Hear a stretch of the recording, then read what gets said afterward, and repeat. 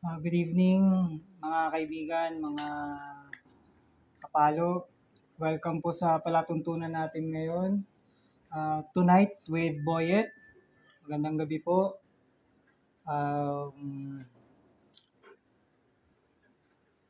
Ano ba? So, maraming salamat sa pagtutok. Meron tayong dalawang kaibigan, kapalo. Salamat po. Paki-like na lang po ang page namin. Facebook page. Tonight, ano ba? Nabubulol na ako. Bale, ang Facebook page namin ay Out of Bounds with Ed. Paki-subscribe na rin po ang aming YouTube channel. Meron din po Outbounds with Ed. Mali. Out of Bounds with Ed. So, ulit, welcome po sa palatuntunan natin ngayon, Tonight with Boyet. Bago po tayo magsimula, papasalamat po kami sa aming imbutido. The best na imbutido namin. Laging bagong luto, malambot, sarap. Hindi kayo magsisisi. 70 pesos lang po. So, bakit tayo may palatuntunan ngayon? Anong dahilan? So, sa mga dahilan natin, bali mga kaibigan, sa mga kinaukulang mga kaibigan, pati na rin sa mga nakatutok na mga kapalo. Ito po ay dahil may mga napapansin po tayo. Ano po yung mga napapansin natin? Ito po yung mga napapansin nating mga kaibigan natin na masasabi nating nagtataka tayo. Bakit ang mga kaibigan natin na yun ay matamlay na sa atin? O sabihin nating parang ano ba? Yun na lang siguro, matamlay sa atin. And then, kung merong mga kaibigan na medyo matamlay na sa atin, so ano pa? So what? Diba? Siyempre, kaibigan natin yun. Sa pandahilan is may mga iba tayong mga kaibigan na napapansin din yun. Na yung mga kaibigan natin parang medyo matamlay sa atin. Parang, paano ko ba? Patawarin nyo ako sa term ko, pero parang malabnaw na sa atin. Ganun. So, para na rin sa sake nung mga kaibigan na nagtatanong rin sa atin, bakit yung mga kaibigan natin or mga ibang kaibigan is bakit nagkakaganon. So, yun yung cause, yun yung dahilan ng palatuntunan na to. So, ikaw naman, ang sama na nga ng panahon, Boyet, sinisingit mo pa yan, mas maraming mga mahalagang issue ngayon na dapat tutukan. So, bago tayo magpatuloy, shoutout ko lang, salamat. Chop, salamat. Teacher ko dati yung mama niya. Hindi ako nagkakamali sa social science, si Mama Garaw. So, good evening, Joke. Shoutout din kay Paolo. Napakagaling mag-basketball. Yan, classmate ko ng elementary. Belen, good evening. So, ito, paano ko ba sasabihin?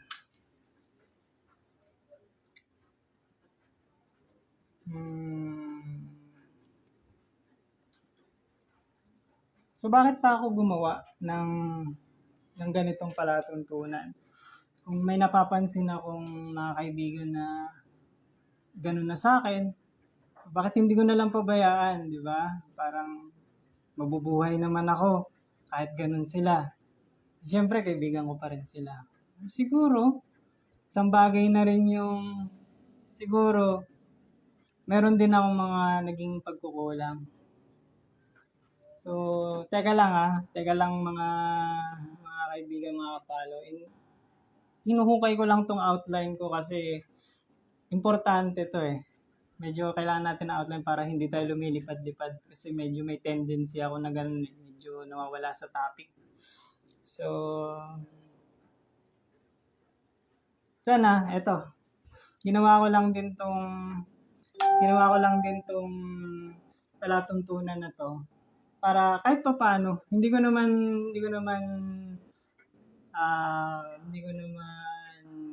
ina-ask sa inyo na tanggapin niyo yung sinasabi ko kasi iba-iba naman ang point of view natin, di ba? And alam ko may mga dahilan din kayo na may mga valid reasons din kayo, alam ko kung bakit gano'n. So, ginawa ko lang din to para at least kahit pa paano magkaroon din ako ng pagkakataon na marinig nyo rin kung ano yung mga naisip ko, bakit ganon. So, paranoid na ba si Boyet? Praning na ba si Boyet? Alam nyo, mga kaibigan, mga kapalo, pagka medyo hindi maganda yung kalusugan mo, minsan dumadating din talaga sa point na parang marami kang naiisip. Pero sa ngayon, medyo okay pa naman ako. Masasabi ko na okay naman tayo. So, yun yung mga dahilan kanina. Bale, yun lang yung gusto kong sabihin na ginawa ko to para kahit papaano maintindihan nyo rin ako kung bakit siguro ganun yung nangyari noon, kung bakit ganun yung mga naging gawi ko or ginawa ko, or bakit ganun yung tinahak ko. So yun. Diba, anong purpose nitong palatuntunan na to? Bakit kailangan mo pang gumawa ngayon? Sabi ko nga, di ba, masama pa na ngayon. Signal number 3, nakikisingit ka pa. Boyet, baka talaga. So, simple lang naman mga kaibigan, mga kapalo.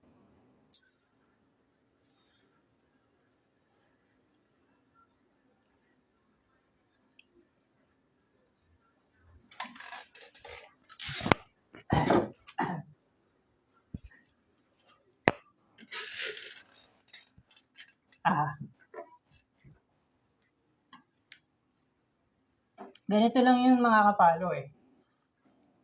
Pagbigyan nyo na ako. Sana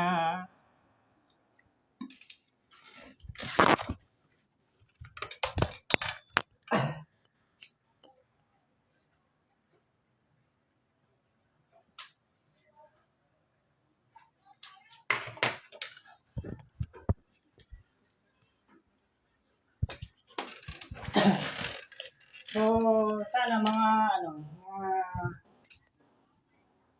sana mga kaibigan, medyo tayo mga kaibigan.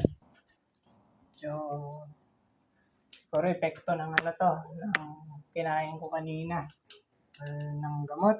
Alam niyo naman yung chemical reaction ng mga gamot, di ba? So, bago tayo magpatuloy mga kaibigan, gusto ko lang sana pasalamatan yung pure honey namin, the best, pure siya talaga, 100%. So, hindi ako masyadong maalam sa pure honey, pero yung pure honey namin, 750 ml, long neck, 250 pesos lang po. Salamat. So, mga kaibigan, mga kinaukulang kaibigan, pagbigyan nyo na po ako. So, isa sa mga purpose ng paggawa ko ng palatuntunan na to, hindi natin alam kung mamaya, kung maidlip ako or matulog tayo mamaya, hindi na tayo magising bukas. So, at least, di ba, sayang naman. Di ba, at least, hindi man lang tayo nakapagpaliwanag sa inyo. So, yun lang. Isa pa, siyempre, iniisip ko rin yung mga anak ko.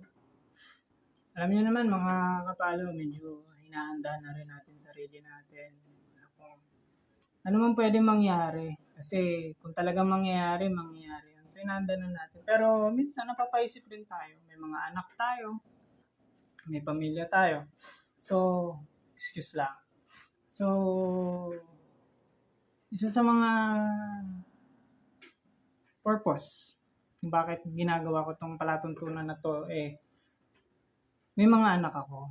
So, naisip ko, hindi ko mapipigilan pero baka dumating yung panahon na, yan yung anak ni Boyet. Yan yung ganito. Yan yung ganito ginawa. So, yun lang din. Medyo may pagka-praning na. Ganun lang din. Pero, isa rin sa mga dahilan bakit ginagawa ko to is para magkaroon ng clarity. Para kahit papaano, may paliwanag ko, malinaw ko yung mga bagay-bagay from my point of view sa sarili kong ano. Kasi alam ko naman meron tayong mga kanya-kanyang dahilan, may kanya-kanyang point of view tayo, maaaring may point din kayo, mga kaibigan. So, at least, kung meron mang paliwanag na galing sa akin, at least merong video na ganito na galing talaga sa bibig ko na sinabi ko na ganito yung maaring nangyari. Diba? Para kung magpasa-pasa man yung salita, at least yung iba, ma-review nila yung video kung ano talaga yung paliwanag ni Boyet or ni Edmond. Bakit nagkagano? So, ano pang isang dahilan? So, siguro para kung ano man yung mga tampo, hindi natin magandang nararamdaman, ninyo, ako, is para ma-let go na natin yun. Diba? So, maiksi lang ang buhay. Mahirap kung yun din yung dinadala natin. So, aminado naman ako. Aminado ako na kahit ano ba yun? Parang konti. Meron paminsan-minsan or konti. Although, pinipilit natin na bitawan yung mga ganung bagay kasi hindi talaga maganda. Pero, may mga punto noon or merong konti ngayon or paminsan-minsan na maaalala mo na magdudulot sa'yo ng tampo. Ganun. So, sa mga purpose ng palatuntunan na to is para mag-let go yung mga ganung bagay. Kahit papaano. So, hindi ko naman kayo pinipilit. So, hindi ko naman pinipilit na mag-iba yung tingin nyo sa akin kasi may sarili kayong pag-iisip. So, hindi ko naman sinasabi na may tampo kayo sa akin or hindi ko naman sinasabi na sure ako na may tampo kayo sa akin dahil hindi ko naman, wala naman ako sa sarili nyo. So, parang paano ko ba sasabihin? Parang yung sinasabi nila na wala akong galit sa'yo pero ang tiwala parang wala na rin. So, sa point ng tiwala, hindi ko na kayo mapipilit doon. Kumbaga, nasa sa inyo na yon. Nasa sa inyo na. Although, hindi ko naman sinasabi na wala akong pakialam. Siyempre naman, may ano rin tayo, may pakiramdam din tayo. Pero, paano ko ba sasabihin? Pero, hindi tayo masyadong disturb sa ganun. Kung wala man kayong tiwala sa akin, sa mga nangyari, sana sa pamamagitan ng palatuntunan na to, kahit papaano, medyo yung ganung pakiramdam, medyo lumuwag ng konti, di ba? Pag nagkasalubong tayo, medyo magkabatian tayo, di ba? And then ano pa, so, pinakamahalaga pinakamahalagang dahilan ng palatuntunan na to is kahit pa paano magkaroon tayo ng unity. Kasi kung ako lang, siguro dati parang sabi ko, nung napapansin ko na yung mga ganitong bagay, sabi ko, kahit siguro wag ko nang gawin, wag na. Siguro hayaan ko na. Kaya lang yun nga, may mga kaibigan tayo, mga kaibigan na nagtatanong din sa akin, bakit nagiging ganun? So, ayaw ko naman dumating sa punto na dahil sa isang hindi katangkarang boyet, sa isang, alam nyo na, sino ba naman si boyet sa lugar natin, 'di ba? Pag-aaksayan pa ng panahon. Ayoko naman dumating na yung mga kaibigan kong sila ganito, makakatampuhan ko na rin kayo na kaibigan ko rin, kaibigan sa kaibigan, 'di ba? Parang ang pangit naman nun. So, yun lang din. So, unity, mga kaibigan. Unity gato parang so maliwanagan yung mga bagay-bagay para mas magkaroon ng unity. Kasi mahirap kung magiging mas magulo. Yun lang. So, dumako na tayo mga kaibigan sa excuse po. Kaya lang bago po pala tayo dumako sa susunod na parte ng ating programa, kung mapapansin nyo po yung suot ko, salamat po, nagpapasalamat po ako sa isang paano ko ba sasabihin mo na isang kumpanya na sa maraming beses masasabi kong naitawid yung family ko sa kagipitan. So, may mga panahon na ang kumpanyang to, isa sa mga nagsalba sa family namin sa sitwasyon namin ngayon. So, pero don't get me wrong, Food Panda or mga nasa Food Panda, wala akong intensyon na iba. Isa rin sa mga bagay bukod sa pagpapasalamat is hindi pa po kami nakakapag-laundry.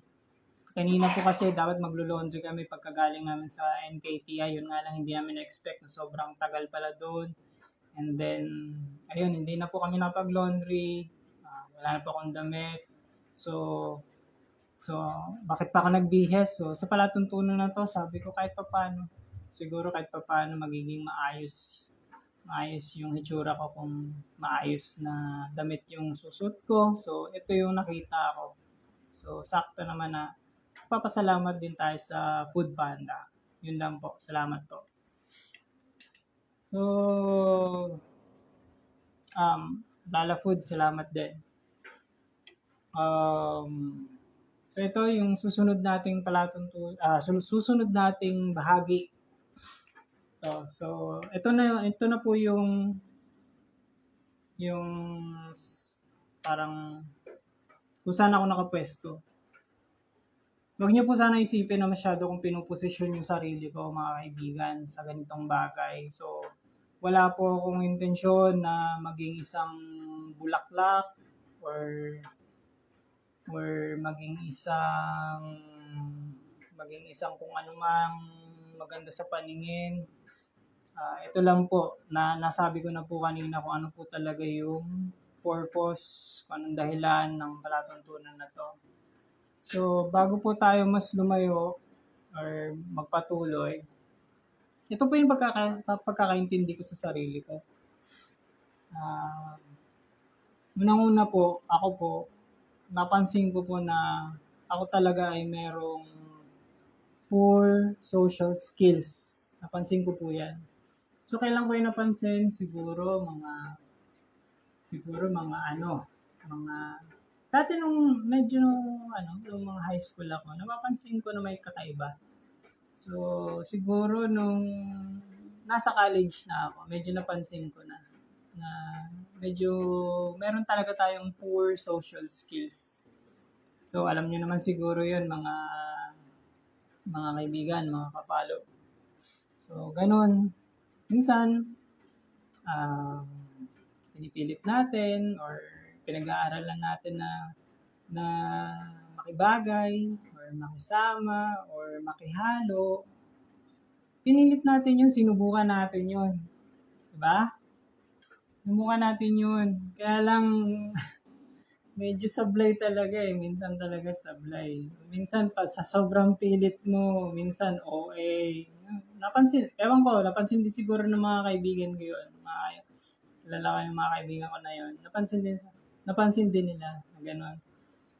Dumating tayo sa punto na medyo kengkoy na tayo dahil sa pagbabakasakali na maging one of them, di ba? Ganun ang nangyari. Ewan ko ba? Siguro, makapansin ng mga kaibigan na kasi siguro ilang beses tayo magsalubong, ang gagawin lang natin is magtamuan. Yun, ganun. So, yun. Mapapansin ng mga kaibigan, madalas na kaibigan, wala akong ganong taong kwento. Minsan pag nagkwento ako, lumilipad-lipad, umiiba-iba ng direksyon, ganon. So parang wala sa topic minsan or hindi nag-i-stick sa topic. May isang kaibigan ako na ang galing niya. Minsan, hindi ko makalimutan yung sinabi niya sa akin na minsan kasi nagkukwentuhan kami.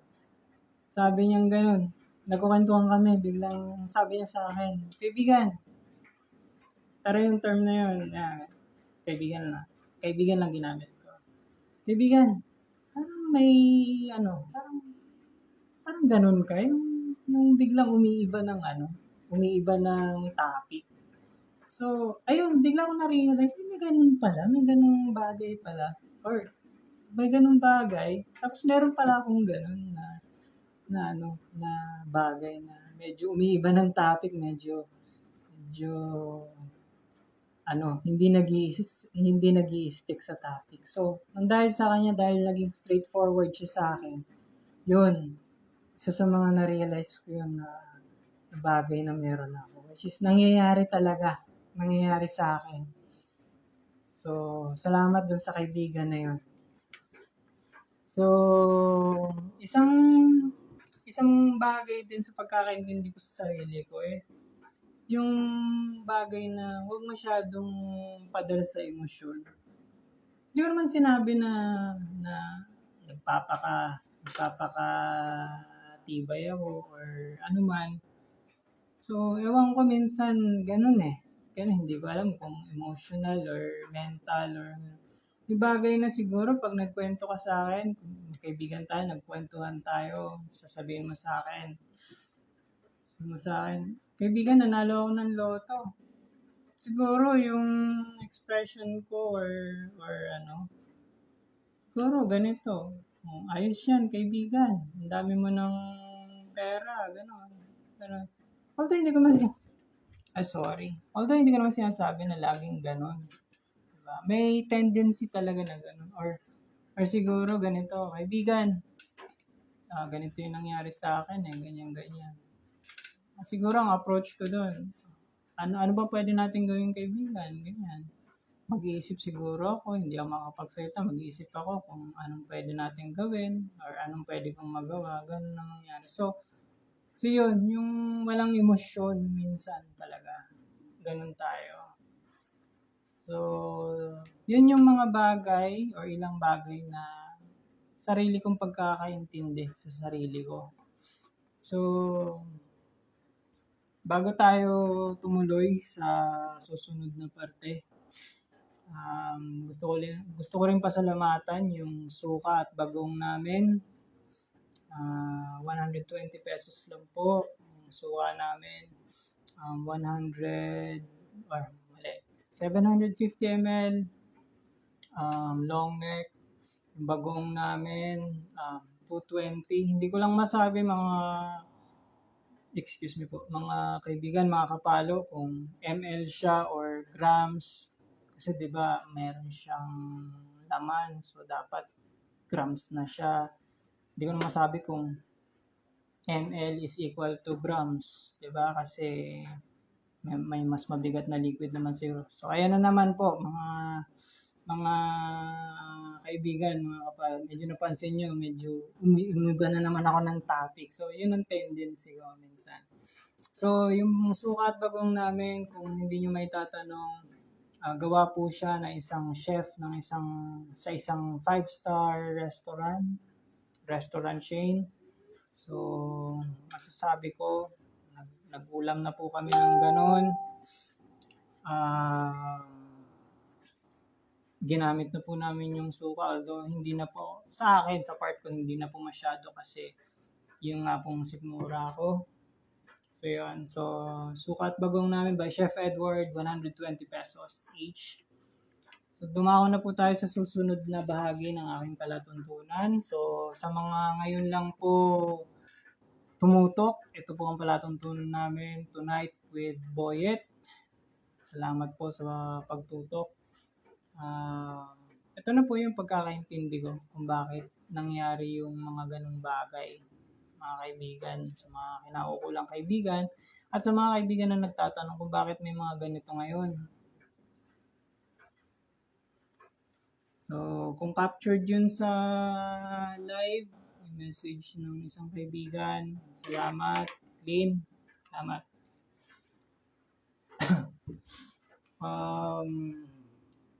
Ito yung pagkakaintindi ko kung bakit nangyari yon. So, kung bakit nangyari yon. Ito lang naman, hindi dahil sa tinanong ko kung sino or tinanong ko si ganito. Ito, nagkama po ako sa ganitong conclusion dahil napagtagpi-tagpi ko yung mga bagay-bagay na bigla kong naalala. So, unang-una sa lahat, may mga kaibigan tayo na noon, nagkaroon tayo ng hindi pagkakaintindihan dahil sa isang, paano ba? Meron akong kaibigan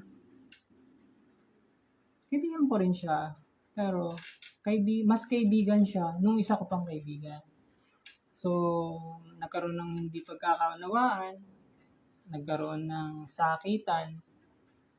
So, after nun, pagkatapos ng sakitan, nagkausap kami ng isang kaibigan na mas kaibigan. Sa tingin ko, ito, di ko rin na mas kaibigan yung kaibigan na yun na nagkaroon kami ng problema.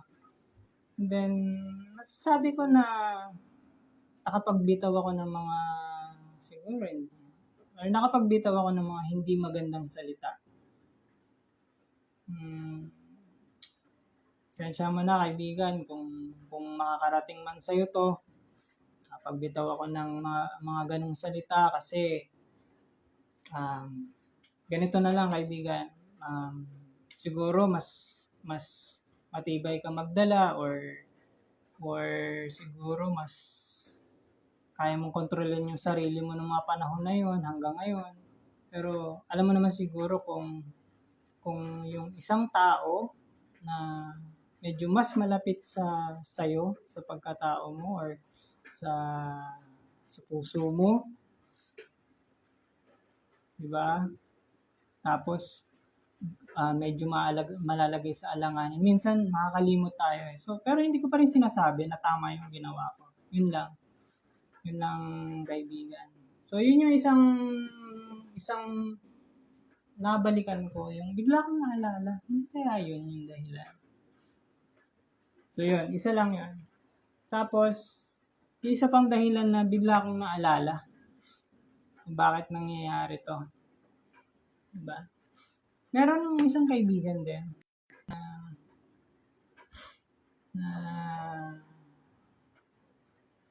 nanawagan. So, nanawagan siya.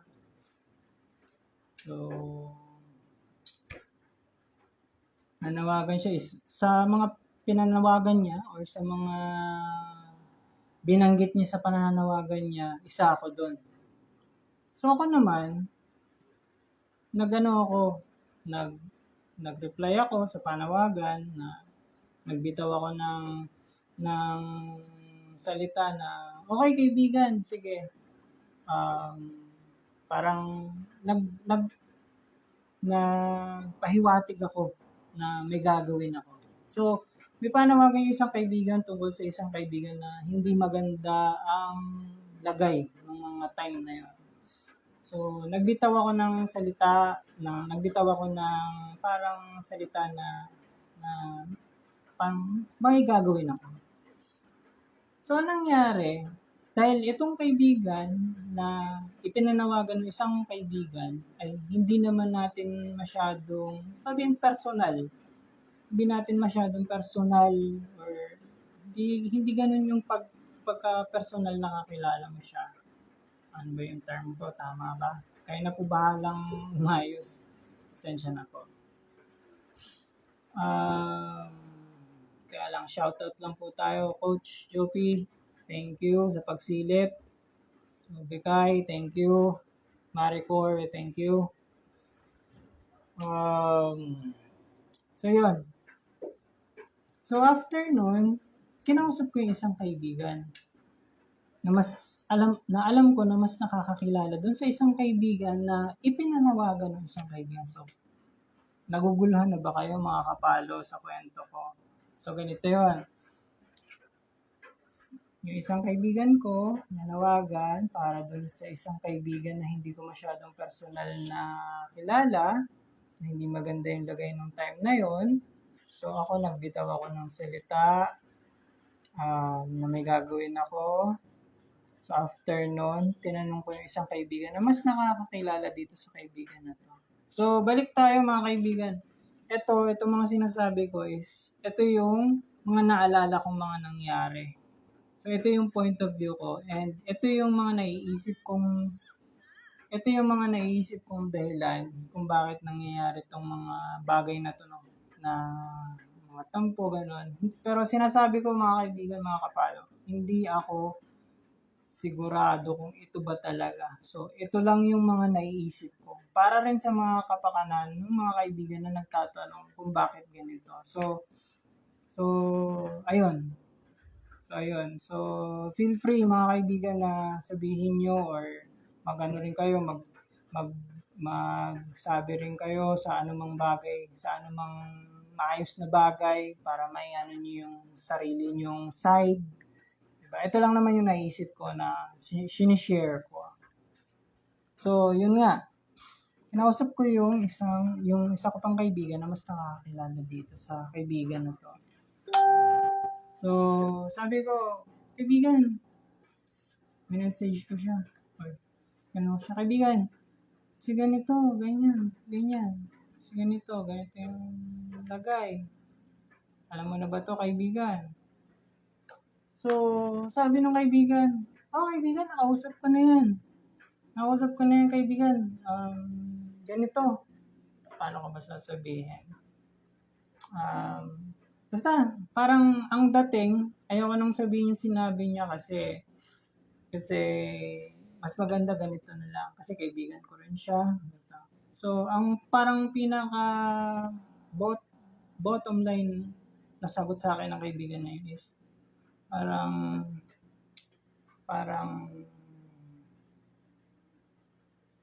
ano ba? Teka lang, baka maging alanganin yung bitaw ko eh. Gusto ko sanang bitawan yung mismo sinabi niya sa akin, pero baka mas may positive way na sabihin yun. Teka lang, mga kaibigan, bigyan niyo po ako ng mga 10 seconds lang para makapag-isip.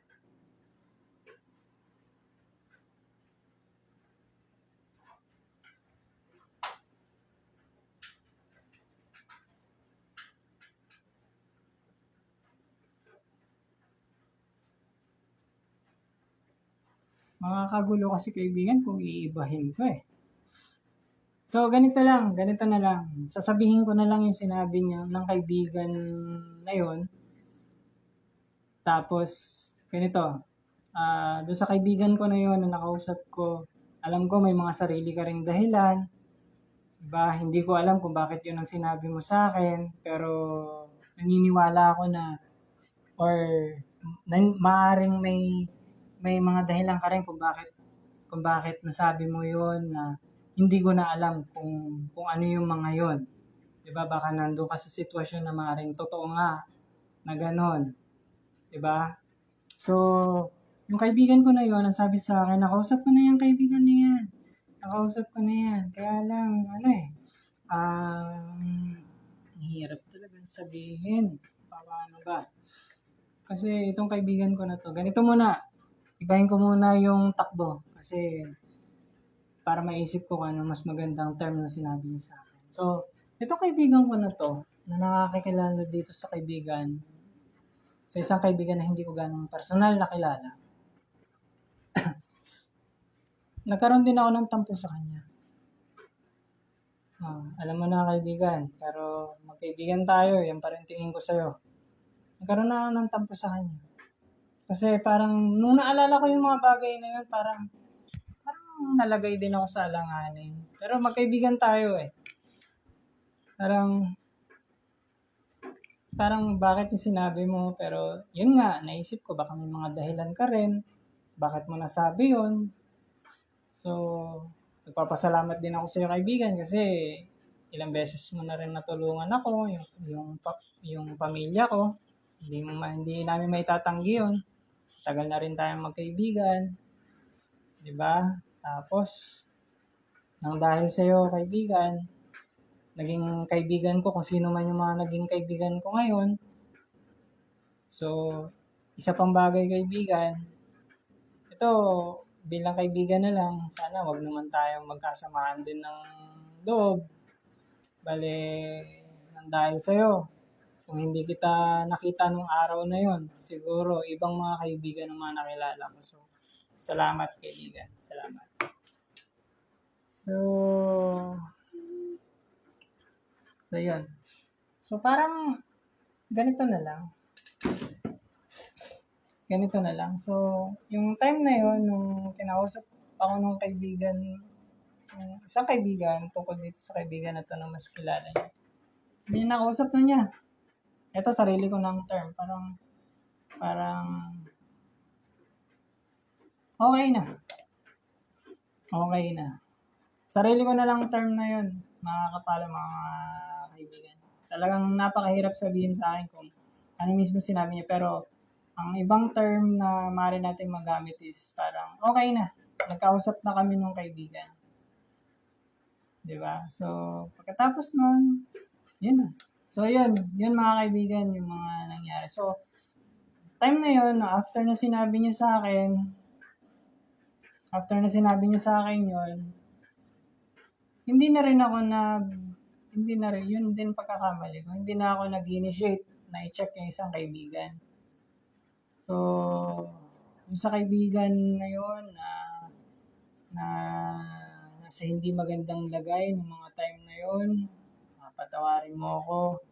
Mga time na yun, hindi naman sa nagdadahilan.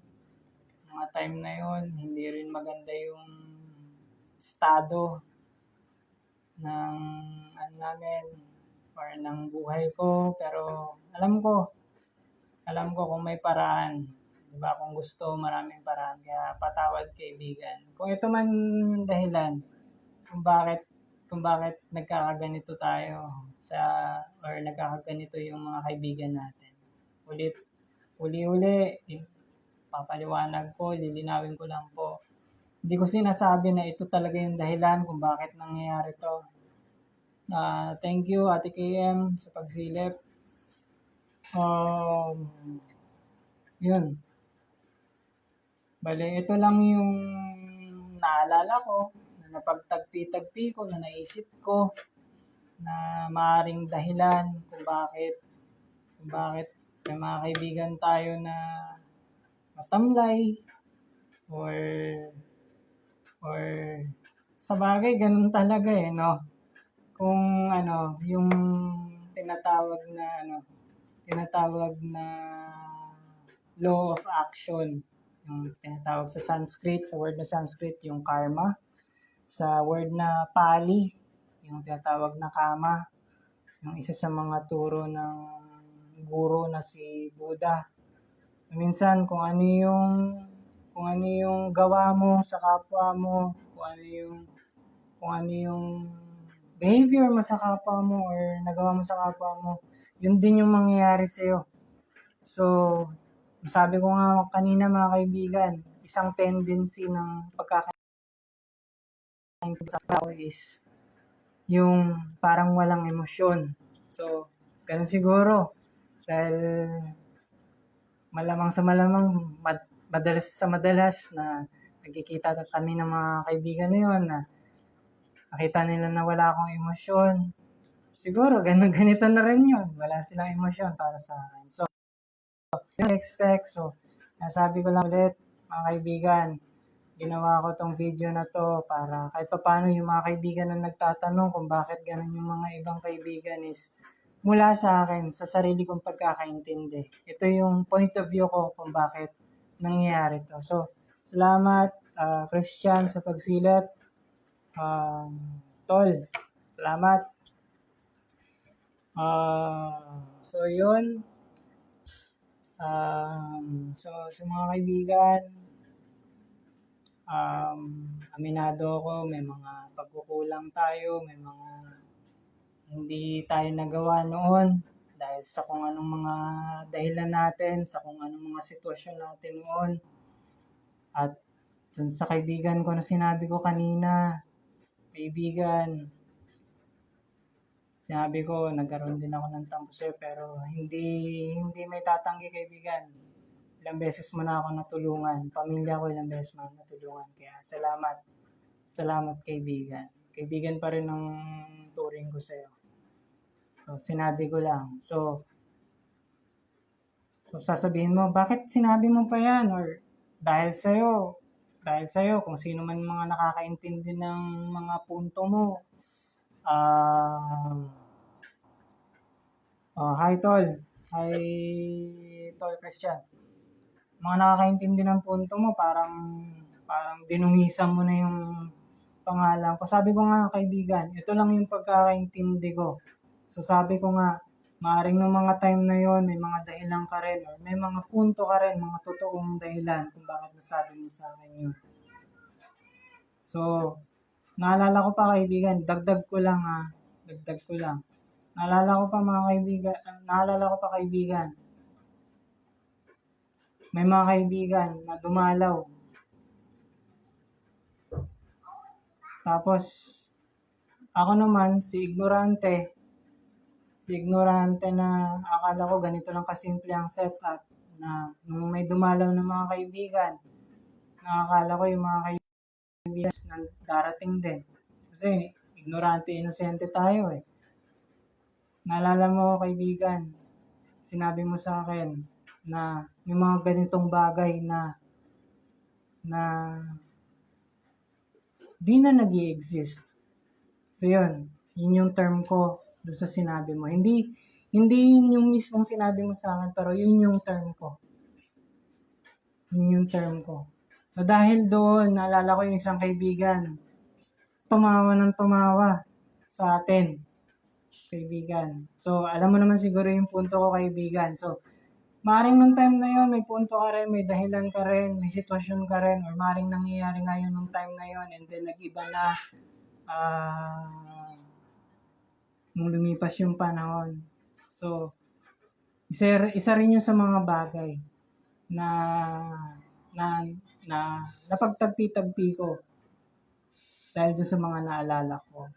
So, basta kaibigan, sana maintindihan mo. Alam ko may mga punto ka rin,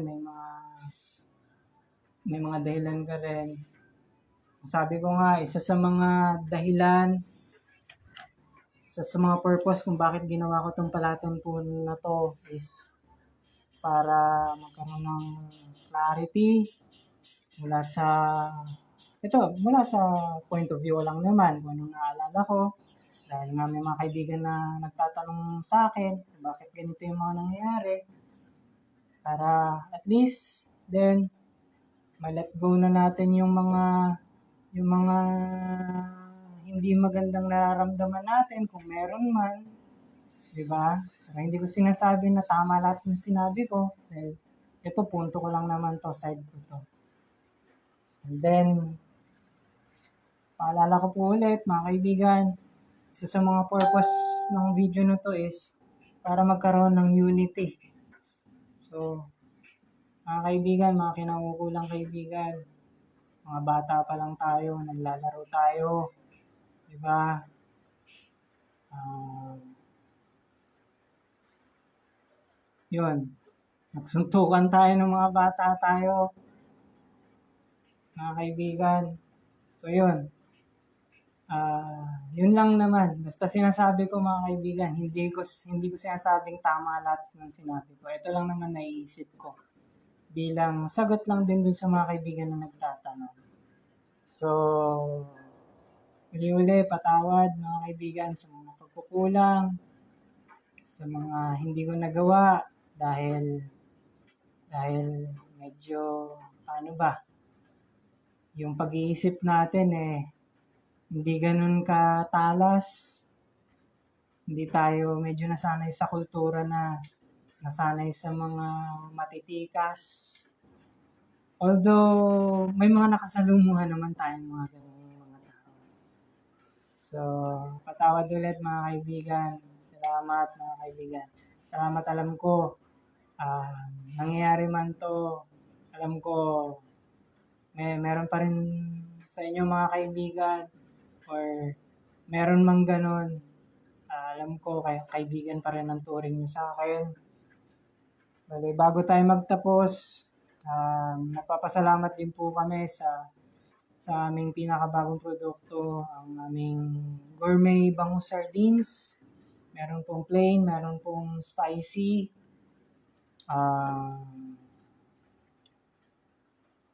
Meron pong in olive oil, in corn oil. In corn oil po, 160 pesos. Yung nasa olive oil po, 180 pesos. So, mga kaibigan, mga kapalo, sa mga hindi pa po nakakalam, hindi pa po nagagawa, nakikiusap lang po. Paki-like lang po yung Facebook page namin, yung Out of Bounds with Ed. Pati po yung YouTube channel namin, Out of Bounds with Ed. Sa mga nag-like sa page namin, sa pagkakaalala ko, huling check ko, nasa 120 na. Salamat po. Pagkakaalala ko sa YouTube channel namin, meron na pong 15 na subscribers. Salamat po. So, hanggang dito na lang po mga kaibigan, mga kapalo. Magandang gabi po. Stay safe. Meron pong bagyo. May all beings be well and safe. Magandang gabi po.